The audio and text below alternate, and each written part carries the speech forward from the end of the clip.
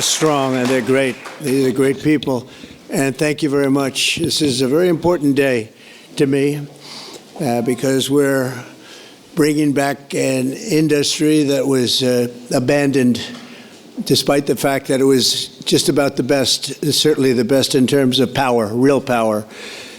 And I'm very honored to be doing this.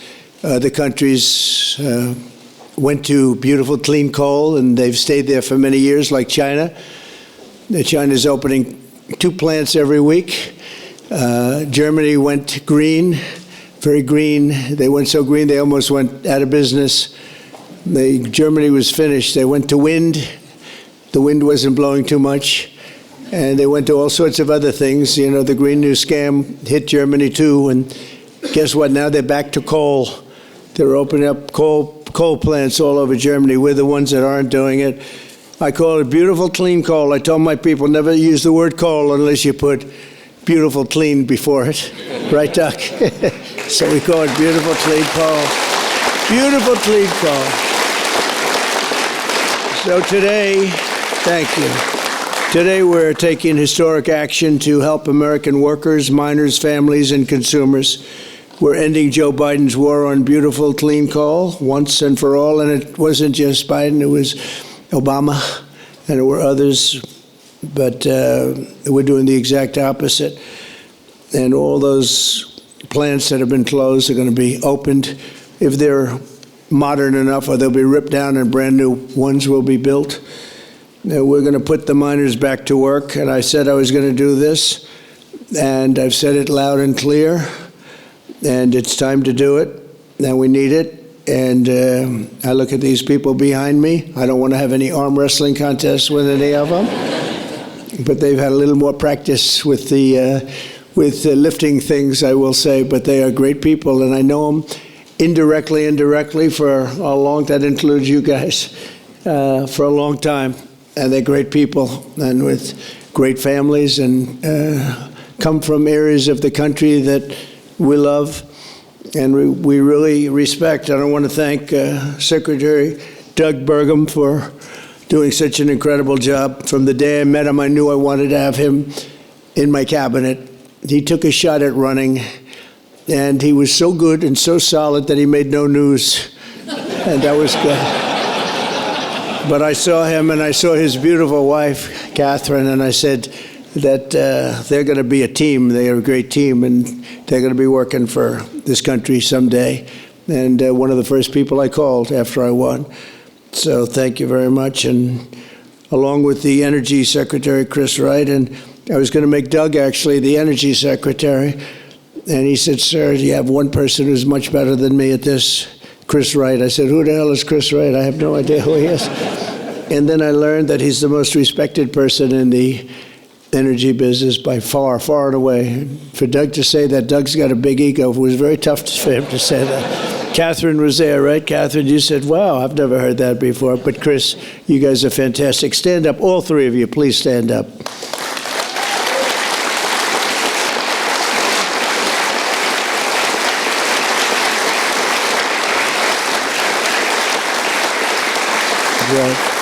Yeah, that's a great team. It's no better team than that. And they're going to produce energy the likes of which nobody's seen before. You know, we need to do the AI, all of this new technology that's coming online. We need more than double the energy, the electricity that we currently have. You take all of the electricity in the country right now for houses, for buildings, for everything. We need to more than double it to be number one. We're now way ahead of everybody at AI. China's in second place, but way behind. And they're going to be producing a lot of energy and a lot of electricity for this. And so are we, and we're going to get approvals very fast. And I would say the man that's almost comparable to you in terms of the importance to this, maybe he's even more comparable, I hate to tell you, a guy named Lee Zeldin, who's a friend of mine for a long time. He was a great...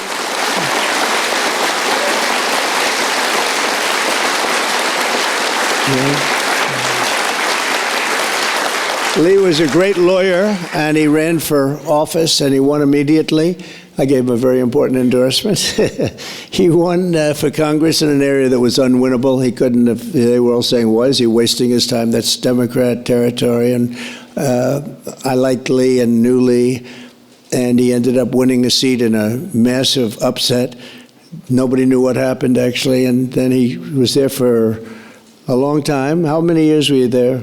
8 years. Was very popular, and then he almost won the governorship of New York, which is lost by a few points, which was an amazing run. And I said, we got to get you in with us in some form, and we did.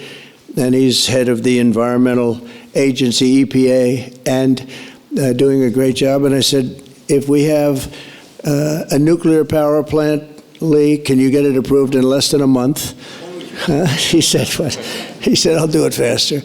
And by the way, he'll do a fast job, but he's going to do also a great job. It's going to be an important job. We don't even smile about it, but I've been involved in the approval process for a long time, having been in real estate, and you go years and years and years for absolutely nothing.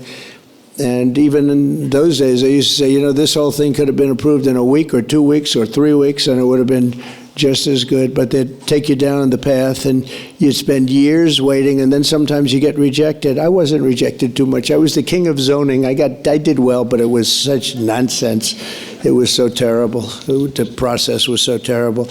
But this is the big leagues now, and he's the head person in the whole country, and I appreciate it, and I appreciate you doing it. And already they're respecting you very greatly. So thank you very much, Lee. Great job.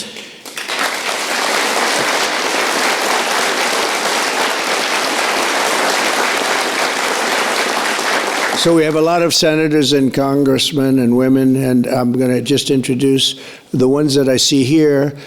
Because it's always a problem when I do this, because I leave one or two out, and that's the end. I never get their vote again. I never get their vote. It takes years to recover, but we'll give it a shot, because Senator John Barrasso, who's my friend and a great gentleman. Thank you very much, John, for being here. Thank you, John. Cynthia Lummis, fantastic woman who believes like I do, and she believes like I do in these people, right? She believes in them maybe even more than I do. That's pretty good from day one. Thank you, Cynthia. You're doing a fantastic job. Kevin Kramer, my friend. Where is Kevin? Because Kevin, I think he was here, because he had a problem, and I just pay my respects. He wanted to be here so badly, but he had a difficult problem that he's working through, and we all love Kevin. John Hoven. John, thank you very much. Thank you very much. Steve Daines. Thank you, Steve. And Steve is a picker of great candidates, like he picked a guy named Tim Sheehy, who's here. Where's Tim? Where is Tim? Thank you, Tim. And Tim Sheehy has turned out to be a wonderful senator, and that was your pick. And we went with it, and you were right. And we have a great one in Tim. So thank you, Tim, and thank you, Steve. Shelley Moore Capito. Shelley, thank you very much. West Virginia. From West Virginia, she has to you have no choice. Even if you didn't like it, you have to like coal, right? But they were doing a number on you. They were doing a number on you with the coal stuff, and you have not only coal, but you have among the best coal anywhere in the world. So thank you very much.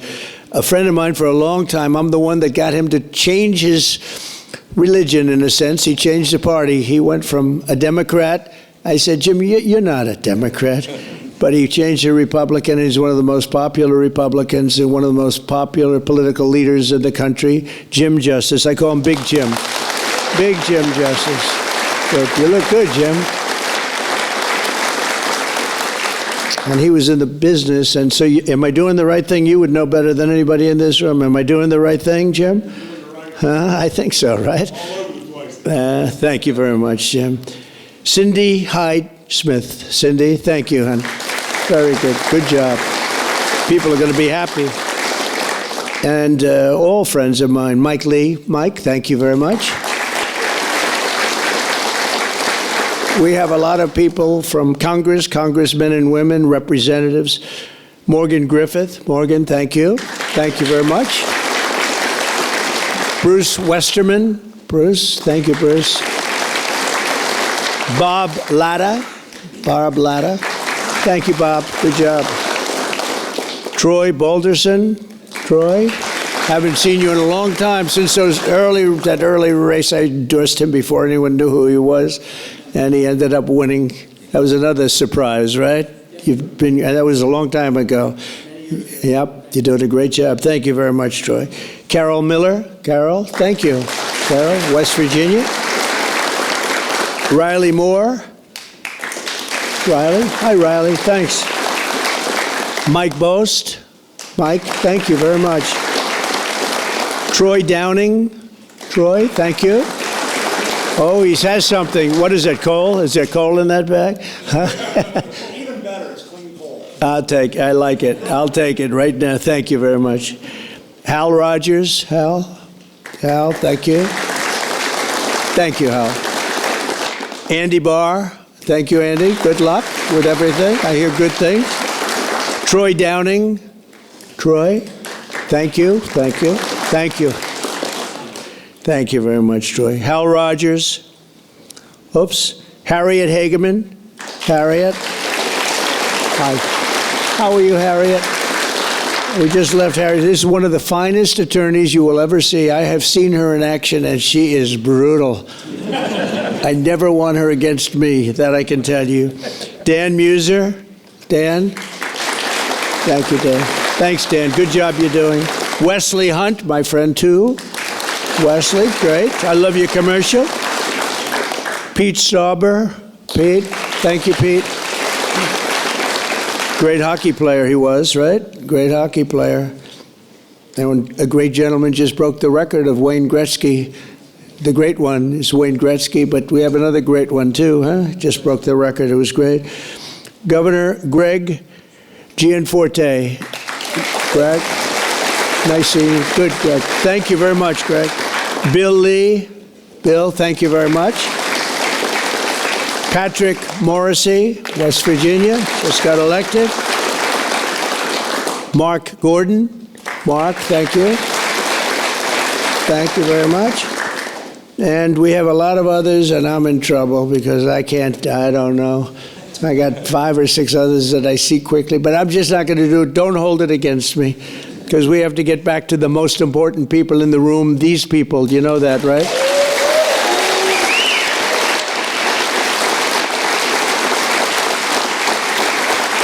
So the energy workers and the coal miners in the area that I'm standing on, and there's a lot of weight on this platform, so I don't know what's going to happen. I hope it's structurally designed for you guys. I don't know. But we have just really well-deserving, great American patriots, and it's such an honor to be here and making such a big move, such a bold move in energy. Because, you know, for years, people would just bemoan this industry and decimate the industry for absolutely no reason, because with modern technology and all of the other things that we do, it's one of the great forms of energy. That's why other countries, leading countries, are using it, some exclusively. For 4 long years, Joe Biden and congressional Democrats tried to abolish the American coal industry. They did everything in their power while he was awake, which wasn't much, shutting down dozens of coal plants, banning coal leases on federal lands, and putting thousands and thousands of coal miners out of work, destroying their lives, actually, destroying their lives. I'll never forget when I went to West Virginia, which I won by 48 points, I think, right? Big Jim, I won by 48 points. But in the first campaign, where Hillary Clinton was about 4 states too early, and she was talking about how bad coal was and how they were going to teach coal miners how to make widgets and gadgets and technology, which they didn't want to do. They want to mine. One thing I learned about the coal miners, that's what they want to do. You could give them a penthouse on Fifth Avenue and a different kind of a job, and they'd be unhappy. They want to mine coal. That's what they love to do. And she was going to put them in a high-tech industry where you make little cell phones and things. I don't know. Do you think he'd be good at that? I don't know. I wouldn't be. You don't want to be. And she was brutal about 3 weeks before, but then she had a problem. She went to West Virginia looking for votes, and that was a bad situation. You remember that? And there was a coal miner around the table with his family, and he was in tears because of what they had done to him and his family. And I hope he's still around, but that man made quite an impression on the world and the public. And we ended up winning in a great election, but we ended up winning by a lot. The Democrats' Green New Scam killed jobs and sent prices soaring here in America. But meanwhile, China opened 2 coal plants every single week, and other countries likewise went very strongly back into coal. Some of them never got off. Those are the ones that didn't have the problems. The Biden energy policy was to put America last. We want to be last. We got to be last. Not a good policy. Under my administration, we're putting America first. It's very simple. America's always going to be first. On my first day in office, I terminated the Green New Scam. I declared the national energy emergency and withdrew from the unfair, one-sided, and extremely costly to the United States only Paris Climate Accord.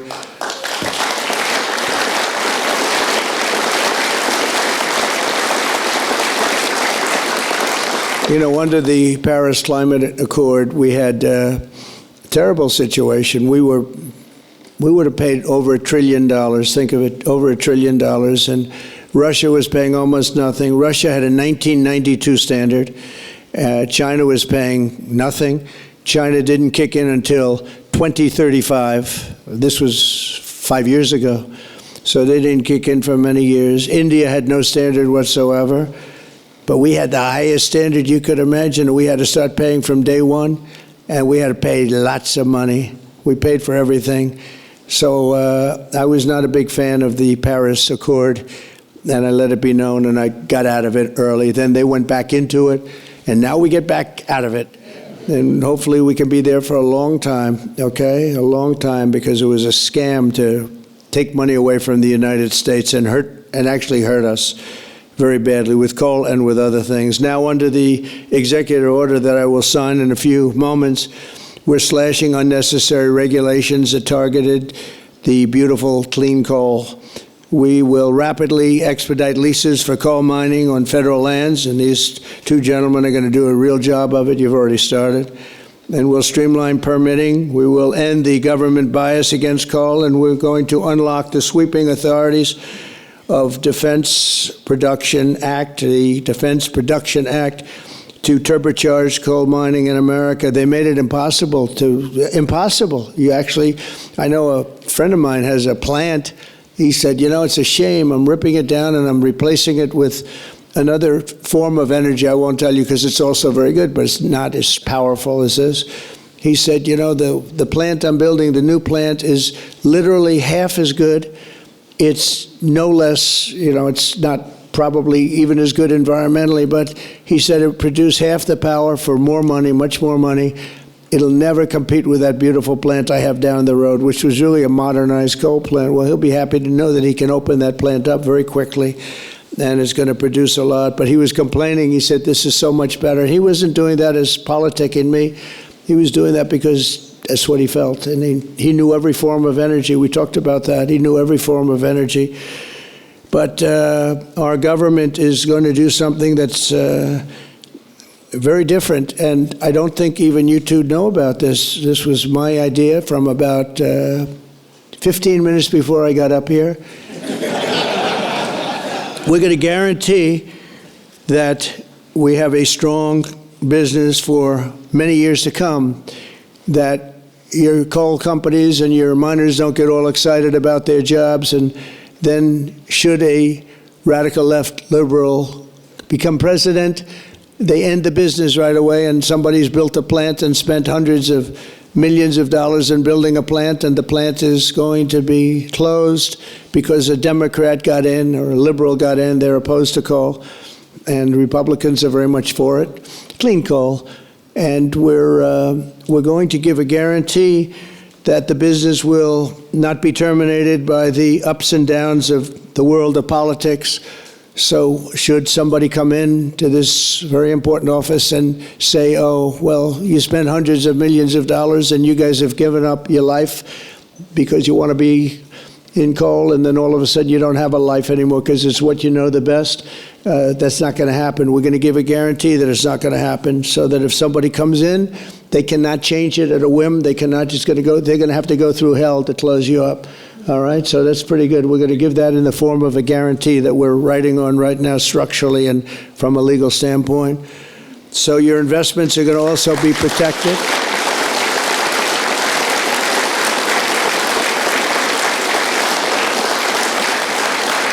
And you're going to have no reason to be concerned about your future, your life, or your investment if you're a miner, as this great governor was a miner, actually. He was one of the larger coal miners. He could fit up here very easily, you know, Big Jim.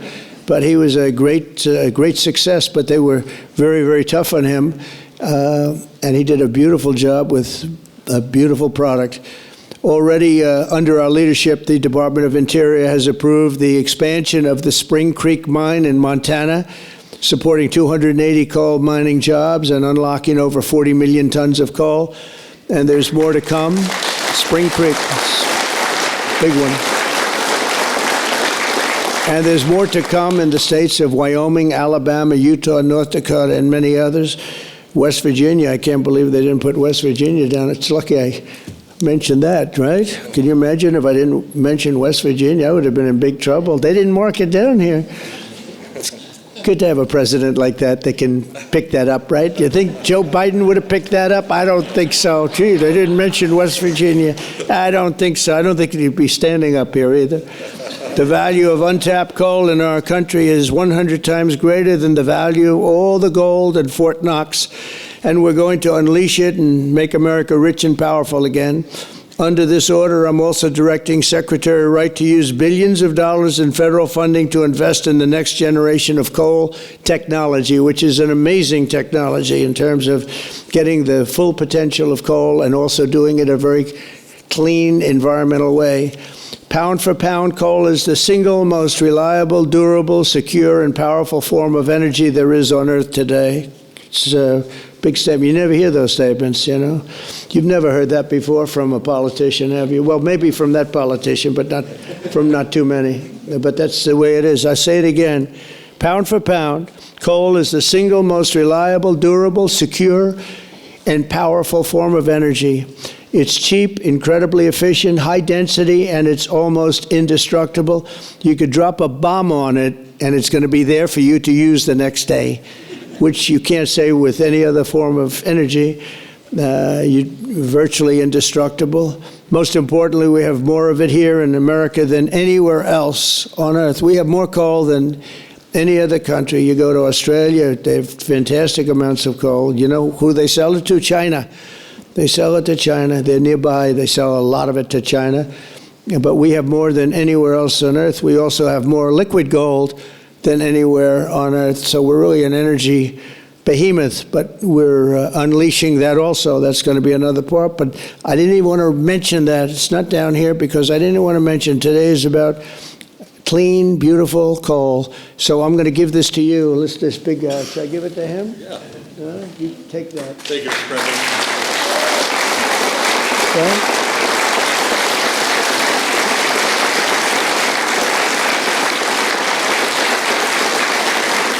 For example, we believe it's possible to extract enormous amounts of critical minerals and rare earths, which you know we need for technology and high technology in the process of coal mining, making in America the mineral superpower of the world, actually.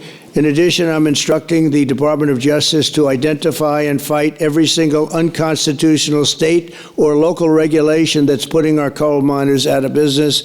And we are withdrawing all of those objections from our government today. It's all being withdrawn. So all of you people that have been fighting for your lives, we are withdrawing all of that today. We have excellent lawyers, excellent. Have you noticed that lots of law firms have been signing up with Trump? $100 million, another $100 million for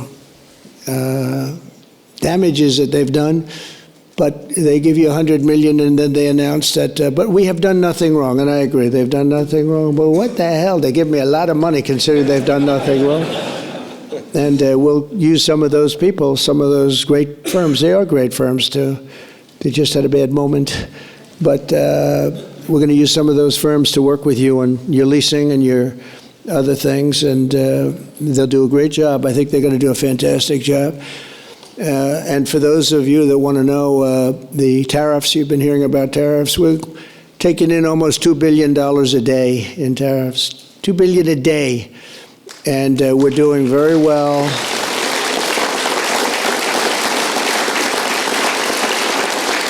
And we're doing very well in making, I call them tailored deals, not off the rack. These are tailored, highly tailored deals. Right now, Japan is flying here to make a deal. South Korea is flying here to make a deal, and others are flying here. I mean, my only problem is I'm not sure I have enough. We're going to have to use those great law firms, I think, to help us with that. But we're going to probably do that, actually. We're going to use them, and we're getting them for the right price because we need a lot of talent. We have a lot of countries coming in that want to make deals.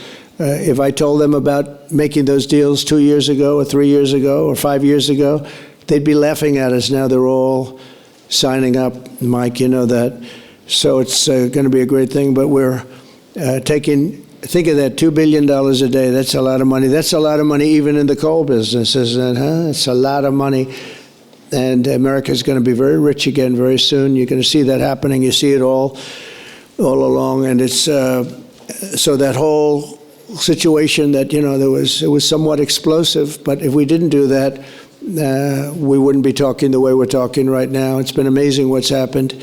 Sometimes you have to mix it up a little bit, but we've had great consideration. We've had talks with many countries, over 70. They all want to come in. Our problem is can't see that many that fast. But we don't have to because, as you know, the tariffs are on, and the money is pouring in at a level that we've never seen before. And it's going to be great for us. It's going to be great for other countries. We've been ripped off and abused by countries for many years with the tariff situation. They've used tariffs against us.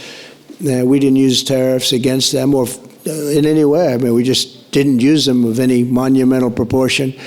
And so we are doing it now. We have tariffs on cars. We have tariffs on lumber, tariffs on steel and aluminum. Steel plants are going up because of it all over the country. We have 25% tariffs on steel and aluminum. And I think the steel workers like me even more than the coal miners like me. I'm pretty sure that that's true. We have, instead of having no steel business, I put them on originally in my first term. We wouldn't have had one steel mill in the United States if I didn't do that. And now we upped it, and not only are we taking in a lot of money, but we're protecting our workers, our steel workers. We're protecting our steel industry. And one thing you know, that steel and things like steel you need, because you need it from a defense standpoint. You need steel for your tanks and your planes and your everything. And certain industries you can get away with not having, but others you need, and steel is one you need. So I want to let you know that's in full force and effect. And literally, as we speak, I spoke to executives in the steel industry over the last few days, and they're all coming in to build plants in the United States of America, because if you build them in the United States, you have no tariffs to pay. There are no tariffs to pay, zero. If you build them outside using outside labor and hurting our businesses, and you send your product in, you have to pay a price for that, and they will be having tariffs, as you know. It's an amazing thing. This has been something used against us for many years by other countries, China in particular, but others, not just China, others, and taken advantage of us, ripped us off, and left us for dead, frankly. And I believe if I didn't become your president, I believe that this country would have had problems like they've never had before, because it was serious damage in so many other ways, not only the border, where people came rushing into our country from prisons and jails and mental institutions, murderers, drug dealers, and some vicious, vicious criminals. 11,088 murderers came into our country. We have to get them out. We're getting them out. 11,088. Of that number, half committed murder on more than two people. And this is what they allowed into our country with their open border policy of lunacy. And we're taking care of that just like we're taking care of you today. We're taking care of that.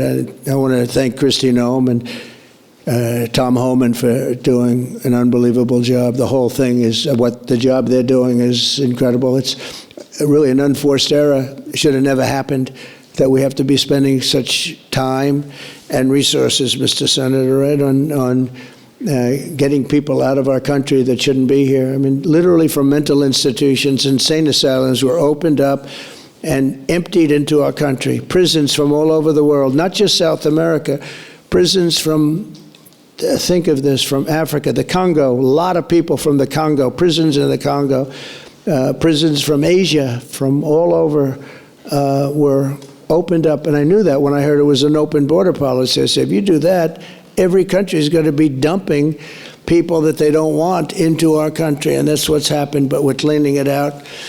And the courts, we had a good decision, as you know, from the Supreme Court, allowing us to do that. We have judges that didn't want us to do it. We have judges that wanted the very evil gang members from Trendy, Iroquois, and MS-13.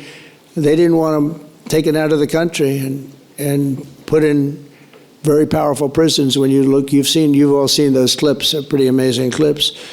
But I want to thank El Salvador. They've done an incredible job. But we've been fortunately winning those cases. But we have judges that are out of control that say, oh, bring them back, bring them back. We don't want them back. We don't want them back. Can you imagine? You spend all of that time, energy, and money on getting them out, and then you have a judge that sits there, a local judge who sits there, federal judges, sit there and says, no, bring them back. One was brought back, or they want to bring him back because he wasn't a member of Tren de Aragua. He was a member of MS-13, which is just as bad. So they misidentified him, but it sounds to me like he was a member of MS-13, so they want him brought back because he wasn't treated properly. It's we got to be smart. Our country's got to get a lot smarter than it is, but we have to give the people that are empowered to do this kind of work, and it's not pleasant work. We have to give them the option of making our country great again, and that's what they're doing, and I have great respect for those people. And they're doing it out of love. They could get a much easier job. They're doing it out of love for our country. It's so important, just like I'm doing this with coal today for love for our country. Earlier this afternoon, I signed another executive order to strengthen our electric grid by ensuring that coal-fired power plants are always available to meet surging demand for electricity. Unlike wind and solar, coal plants can run 24 hours a day in rain, sleet, or snow, and you will not be subject to the incredible blackout situation that's taking place in California, where they have blackouts all the time. It's an amazing thing with California. They have blackouts and brownouts at levels that nobody's ever seen before, and all they want to do is keep going the way they're going, and they're doing a very poor job. As you probably heard, I released billions of gallons of water going in from upstate California, from the most northern parts of California. Probably comes in from Canada to a certain extent. Thank you very much, Canada. We appreciate it. And I released it. It was being sent out to the Pacific Ocean. I've been working on Gavin and some of the politicians for years, and they didn't want to do that because they were protecting a smelt, a fish that was perhaps in trouble, but it's not unique to that area. And because of that, you had numbers, you had fires. Nobody's ever seen anything like what happened. Think of what it would have been like if you had fire hydrants that had water in them, if you had sprinkler systems in houses. A lot of these luxury houses where they had beautiful sprinkler systems, there was no water. They had no water to put out the fires. Water is very good for putting out fires, you know. They just didn't learn it. But we now have millions of gallons, billions actually, they say, of gallons of water pouring into California from the Pacific Northwest, I guess they would say, mostly Pacific Northwest, but other parts of the northern sections of California and beyond. And it's a beautiful thing to see. I saw a picture of it this morning. The water's just flowing down there. I said, why didn't they do this? I told them to do it my first term. I said, do it. And I don't know. I think the second term is just more powerful. They do it. When I say do it, they do it, right? And we actually had to do some pretty strong things to get them to open it up. They had, think of this, they had all that water pouring out right into the Pacific. They had a big valve, like a giant valve as big as this room, and they turned the valve. Takes one day to turn it, and they face it toward the Pacific Ocean, and the water, all that was coming down, all millions and millions of gallons coming down, they put it into the Pacific Ocean, which for the Pacific Ocean is like a drop of water. But for California, it would have been unbelievable. So we did it. I'm very proud of the fact that we did it. We did that against a lot of heat and a lot of environmental nonsense. From now on, we'll ensure that our nation's critically needed coal plants, as an example, remain online and fully operational. They're always going to be operational. And again, we're going to have guarantees that government cannot close them down, close you down, and destroy your lives. To that end, I'm also instructing Secretary Wright to save the Cholla coal plant in Arizona, big plant, which has been slated for destruction. We're going to keep those coal miners on the job. Going to tell them to just remain calm, because we're going to have that plant opening and burning the clean coal, beautiful clean coal, in a very short period of time. You know all about that, right?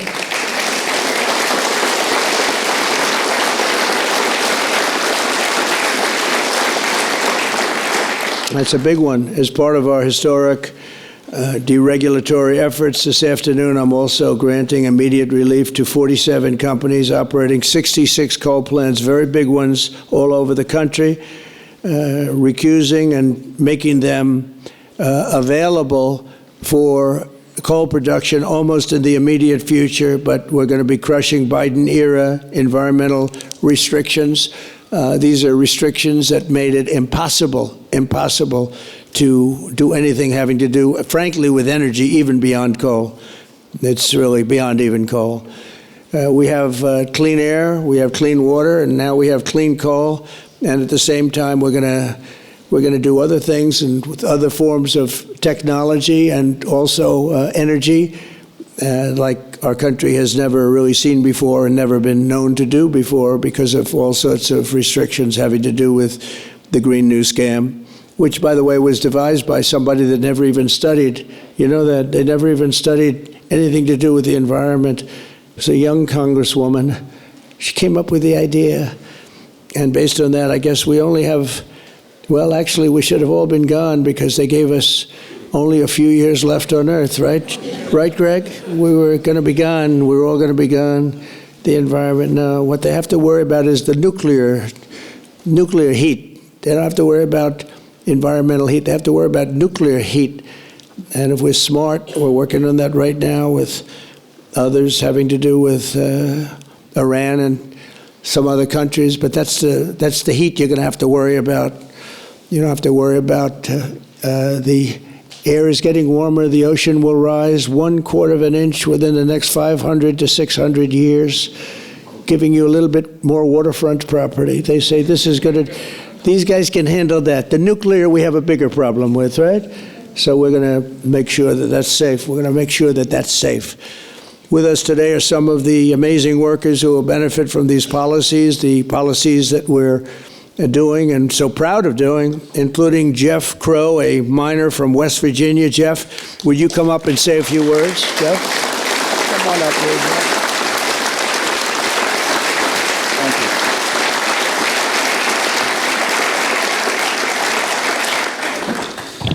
Thank you. Good afternoon, Mr. President. I want to first thank you for having me and my fellow miners here. It is an honor and a privilege to be a part of today's events. I believe this past November that America clearly spoke about what we wanted for our country. It is reassuring for Americans to have a president in office who will truly put the United States of America above all else.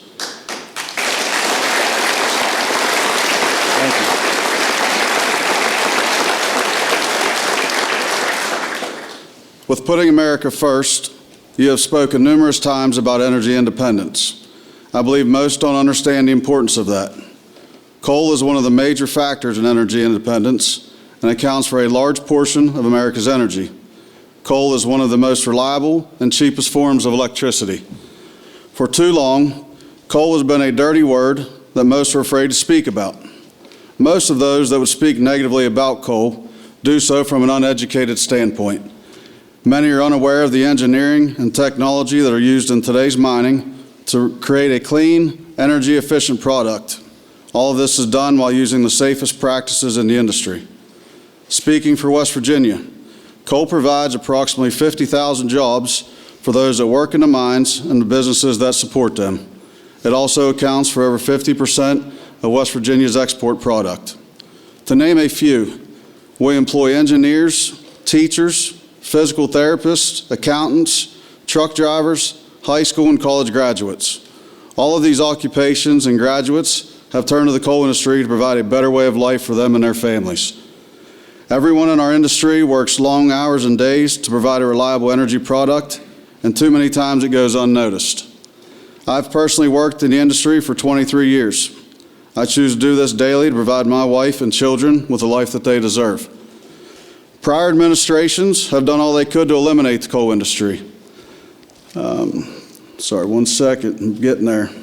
In my opinion, they have done so with an unethical and uneducated approach. But we are still strong, we are still here, and we are still needed in order to make America great again.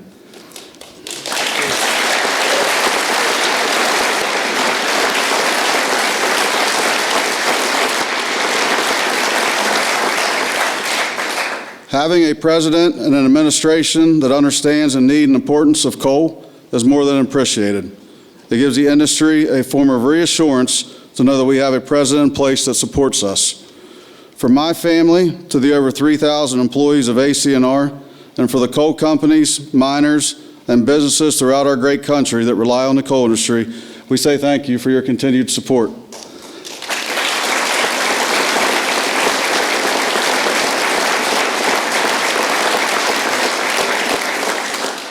I personally thank you for what you do for our country and for our industry. It has been my pleasure to be here today to help you usher in the golden age of America. That's good. Thank you. Thank you. Thank you. Appreciate that. Thank you.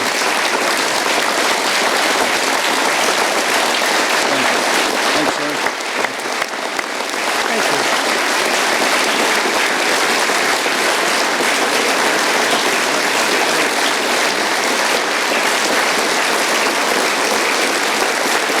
You did a good job. Let me have that speech. I want to have that. Yes, sir. I had a couple of good lines in there when I came up. No, actually, what I want to do, I'm going to sign it for you because I mean, he worked hard. Look at it, and look how good his eyes must be to read that. I lost it once. And hopefully you can sell it tonight for a lot of money. No, sir, I'll keep that one.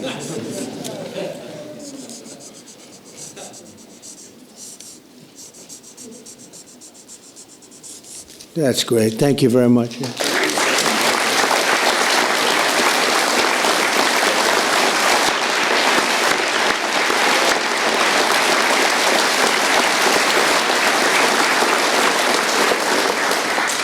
Thank you very much, Jeff. And also with us is Tony Campbell of the East Kentucky Power Cooperative, and Tony's quite a gentleman and very respected in the industry. Come on up, Tony. Thank you.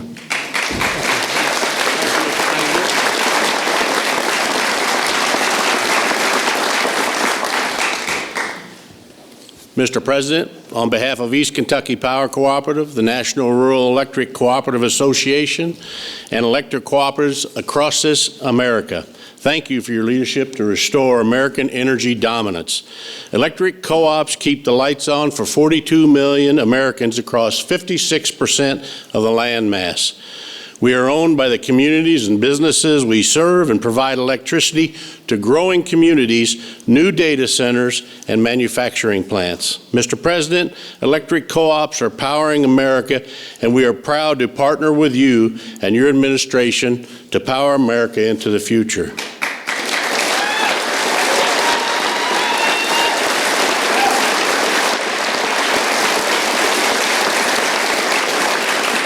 Our electric cooperatives in Kentucky understands the importance of reliable, affordable, and American-made energy, especially coal and natural gas.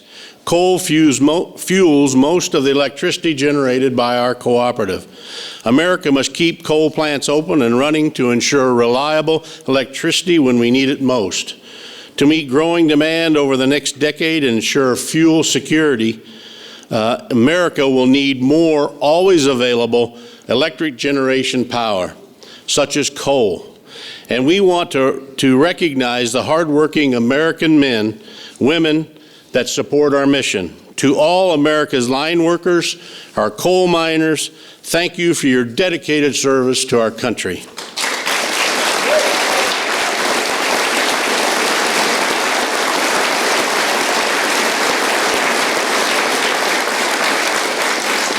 Affordable and reliable electricity is a cornerstone of our economy, especially American manufacturing.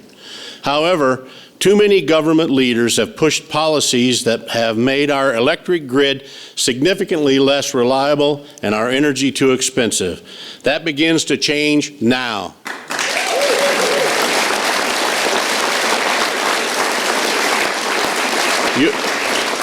Your actions today will prevent the premature closing of essential power plants and help us meet tomorrow's energy needs. And they will help us continue to deliver reliable, safe, and affordable electricity.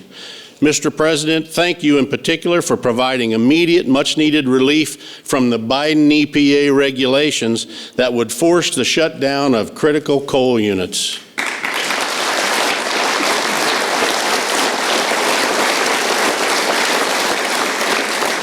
Finally, I want to say congratulations on the all-star energy team you've assembled.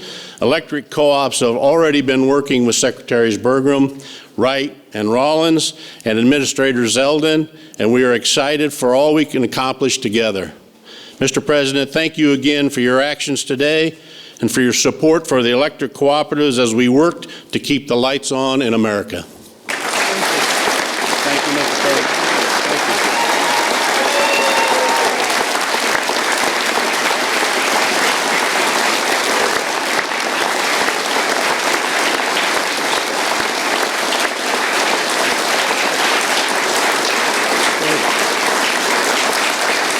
Thank you, Tony. Thank you very much, Tony. Appreciate it. Every day under the Trump administration, we will continue to lower costs for American families, create jobs for American workers, and very importantly, unlock unlimited amounts of affordable American energy, including, as I said, and I'll say for the last time, beautiful, clean coal. Our country is blessed.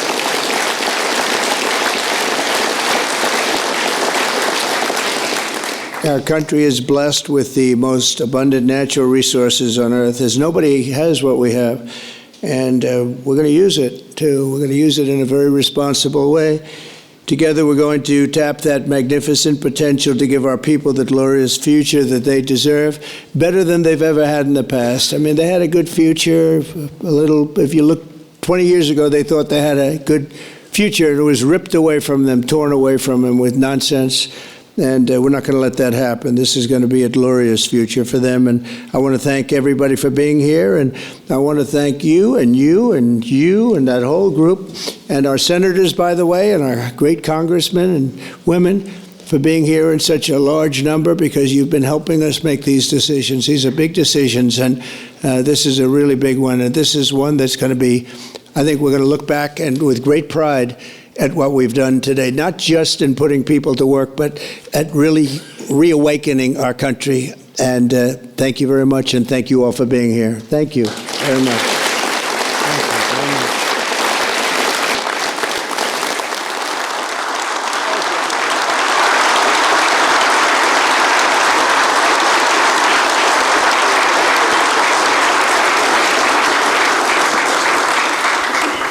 come on up. Mr. President, Yes, here's the first one.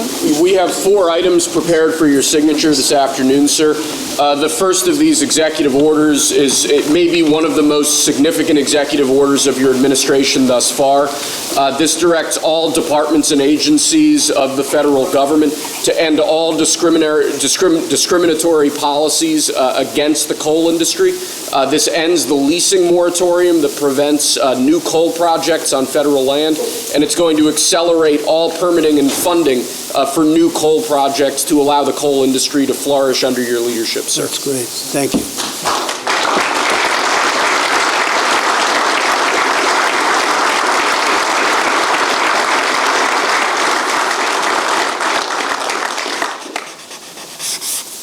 Okay.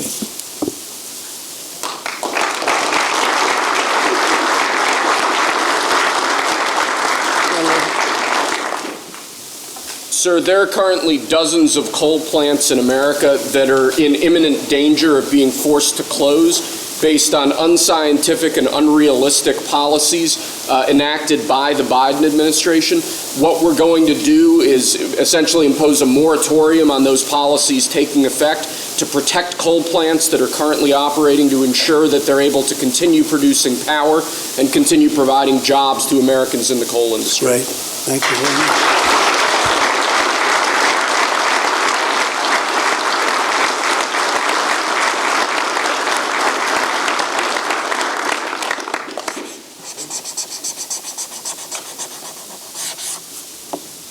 Okay.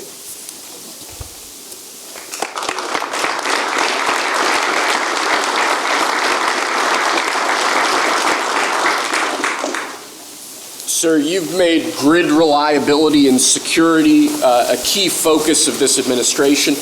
This executive order is going to promote grid security and reliability by ensuring in part that our grid policies are focused on secure and effective energy production and energy transmission, as opposed to woke policies that discriminate against secure sources of power like coal and other fossil fuels.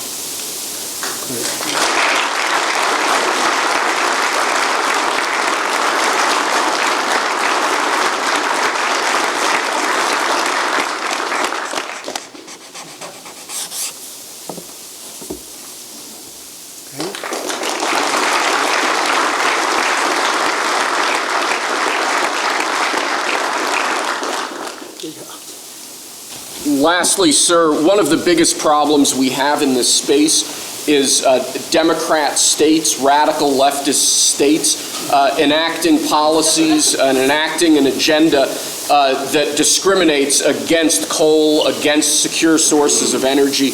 Many of these policies are unconstitutional and illegal, and with this executive order, you're going to be instructing your Department of Justice to vigorously pursue and investigate these state policies that we believe are illegal or unconstitutional.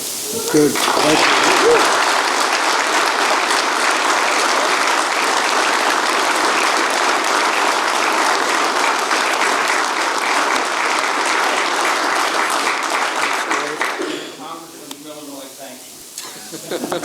Thank you very much. Great job. He went to Harvard when Harvard was good. It was a while ago.